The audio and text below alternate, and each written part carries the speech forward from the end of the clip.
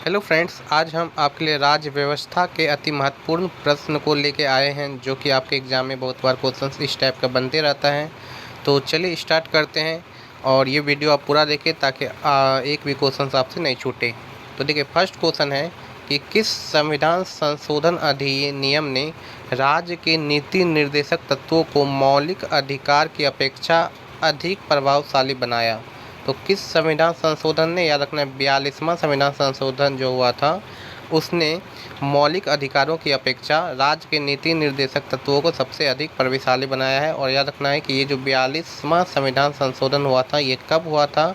1976 ईस्वी में हुआ था। ये भी आपको याद रखना है, बहुत बार ये क्वेश्चन एग्जाम में पूछा जा चुका है और इसको मिनी कॉन्स्टिट्यूशन भी बोलते हैं, ठीक है, क्योंकि 42वां संविधान संशोधन जो हुआ था उसमें बहुत सारा संशोधन किया गया था, इसलिए इसको मिनी कॉन्स्टिट्यूशन भी बोला जाता है। चलिए नेक्स्ट क्वेश्चन है कि भारत के कौन से राष्ट्रपति द्वितीय पसंद के मतों की गणना के फलस्वरूप अपना निश्चित कोटा प्राप्त कर निर्वाचित हुए थे? तो याद रखना है कि द्वितीय पसंद के मतों की गणना के फलस्वरूप जो राष्ट्रपति बने थे वो कौन बने थे? वीवी गिरी बने थे, ठीक है। इसको सेकंड प्रीफ्रेंस भी बोला जाता है। चलिए नेक्स्ट क्वेश्चन है कि संविधान के किस अनुच्छेद के अंतर्गत वित्तीय आपातकाल की व्यवस्था की गई है? तो याद रखना है कि जो वित्तीय आपातकाल की व्यवस्था की गई है वो अनुच्छेद 360 के तहत की गई है। आपको बताना है कि अनुच्छेद 352 जो है वो कौन सा आपातकाल है, ठीक है। 352 जो है अनुच्छेद वो कौन सा आपातकाल है, इसको कमेंट बॉक्स में आप जरूर बताएं। चलिए नेक्स्ट क्वेश्चन है कि भारतीय संविधान कौन सा नागरिकता प्रदान करता है? तो याद रखना है कि भारतीय संविधान जो है वो एकल नागरिकता प्रदान करता है। आपको बताना है कि ये जो एकल नागरिकता का प्रावधान है ये किस देश से लिया गया है, इसका कमेंट बॉक्स में आप आंसर जरूर देंगे। चलिए नेक्स्ट क्वेश्चन है कि प्रथम पंचायती राज व्यवस्था का उद्घाटन पंडित जवाहरलाल नेहरू ने 2 अक्टूबर 1959 ईस्वी को किस स्थान पर किया था? तो याद रखना है नागौर राजस्थान में। जो पंचायती राज व्यवस्था का उद्घाटन है पंडित जवाहरलाल नेहरू ने किया था वो नागौर राजस्थान में किया गया था। कब किया गया था? 2 अक्टूबर 1959 ईस्वी में। चलिए नेक्स्ट क्वेश्चन है कि लोकसभा का कोरम कुल सदस्य संख्या कितना होता है? याद रखना है कि लोकसभा का कोरम पूरा करने के लिए कुल सदस्य संख्या कितना होना चाहिए? तो कुल सदस्य संख्या होना चाहिए 1/10, ठीक है। जितना भी सदस्य है उसका 1/10 अगर होता है तो लोकसभा का कोरम पूरा हो जाएगा, उसके बाद लोकसभा की कार्रवाई शुरू होगी, ठीक है। चलिए नेक्स्ट क्वेश्चन है कि पंचवर्षीय योजना का अनुमोदन तथा पुनर्निरीक्षण किसके द्वारा किया जाता है? तो याद रखना है कि पहले जो पंचवर्षीय योजना चलता था उसका अनुमोदन और पुनर्निरीक्षण जो किया जाता तो वो राष्ट्रीय विकास परिषद के द्वारा किया जाता था।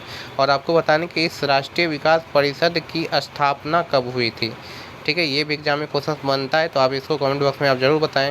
नेक्स्ट क्वेश्चन है कि राज्य स्तर पर मंत्रियों की नियुक्ति कौन करता है? तो याद रखना है कि राज्य स्तर पर जो मंत्रियों की नियुक्ति करता है वो कौन करता है? राज्यपाल करता है, ठीक है। चलिए नेक्स्ट क्वेश्चन है कि नए राज्यों के गठन अथवा सीमा परिवर्तन का अधिकार किससे है? तो याद रखना है कि नए राज्यों का अगर गठन करना है या राज्यों के सीमा में परिवर्तन करना है तो ये सारा अधिकार किसको है? सांसद को है, ठीक है। संसद ही इसको करता है। नेक्स्ट है भारत में लोकसभा किसके द्वारा भंग की जाती है? तो याद रखना है कि भारत में जो लोकसभा भंग की जाती है वो राष्ट्रपति करते हैं, लेकिन राष्ट्रपति कैसे करते हैं? प्रधानमंत्री के परामर्श से ही करते हैं। मतलब प्रधानमंत्री इनको अनुमति देंगे राष्ट्रपति को, ठीक है, तभी ये राष्ट्रपति उनको लोकसभा का क्या करेंगे? भंग करेंगे। मतलब प्रधानमंत्री का परामर्श यहाँ पे जरूरी है। चलिए नेक्स्ट क्वेश्चन है कि भारतीय संविधान में संघ की कार्यपालिका शक्ति किसमें निहित है? तो याद रखना है कि संघ की जो कार्यपालिका शक्ति निहित होता है वो किसमें होता है? राष्ट्रपति में निहित होता है। ये भी एग्जाम में बहुत बार क्वेश्चन बन चुका है। नेक्स्ट क्वेश्चन है कि राज्यसभा का सर्वप्रथम गठन कब हुआ था? तो याद रखना है कि राज्यसभा का जो सबसे पहले गठन हुआ था सर्वप्रथम वो होता 3 अप्रैल 1952 ईस्वी में, ठीक है। ये भी एग्ज़ाम में बहुत बार क्वेश्चन बन चुका है। मैं वही सारा क्वेश्चन शामिल करता हूँ जो एग्ज़ाम में बनते रहता है, तो इसको आप ज़रूर से ज़रूर याद करते चलें। नेक्स्ट क्वेश्चन है कि संसद का कोई सदस्य अपने अध्यक्ष की पूर्व अनुमति के बिना कितने दिनों तक सदन में अनुपस्थिति रहे तो उसका स्थान रिक्त घोषित कर दिया जाता है।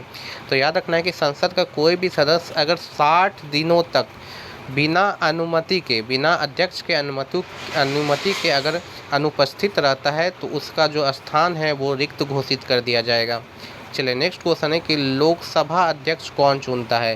तो याद रखना है कि लोकसभा अध्यक्ष कौन चुनता है, लोकसभा का सदस्य ही जो है अपने में से किसी एक को लोकसभा का अध्यक्ष चुनता है। नेक्स्ट क्वेश्चन है, क्या संघ शासित क्षेत्र भी राज्यसभा में अपना प्रतिनिधित्व भेजते हैं? हाँ, भेजते हैं। याद रखना है कि जो संघ शासित क्षेत्र होते हैं वो भी अपना राज्यसभा में प्रतिनिधित्व भेजते हैं। चलिए नेक्स्ट क्वेश्चन है कि केंद्र सरकार का संवैधानिक प्रधान कौन होता है। तो याद रखना है कि जो केंद्र सरकार का संवैधानिक प्रधान होता है वो कौन होता है, राष्ट्रपति होता है। नेक्स्ट क्वेश्चन है कि राष्ट्रपति पद के चुनाव संबंधी विवाद का किसे निर्देशित किया जाता है। याद रखना है कि राष्ट्रपति पद के चुनाव में अगर कोई भी विवाद होता है तो उसका डायरेक्ट निपटारा किसके द्वारा किया जाता है, सर्वोच्च न्यायालय के द्वारा किया जाता है। ठीक है, ये भी बात आपको याद रखना है। नेक्स्ट है, देशी नरेशों के प्रीवी पर्सों और विशेषाधिकारों को किस संविधान संशोधन अधिनियम द्वारा समापन किया गया था। किस संविधान संशोधन द्वारा, 26वें संविधान संशोधन द्वारा जो है इसका समापन किया गया था। और ये आपका लास्ट क्वेश्चन था और मैंने जो आपसे क्वेश्चंस पूछा है उसका कमेंट बॉक्स में आंसर जरूर दें। सारा इंपॉर्टेंट क्वेश्चंस है, एग्जाम में बहुत बार ये क्वेश्चंस बनते रहता है। तो आज का वीडियो आपको कैसा लगा कमेंट बॉक्स में आप ज़रूर से ज़रूर बताएं और चैनल को ज़रूर से ज़रूर सब्सक्राइब कर लें ताकि कोई भी वीडियो आपसे मिस ना हो और उसका नोटिफिकेशन जल्द से जल्द आपको पहुँचे। Thank you.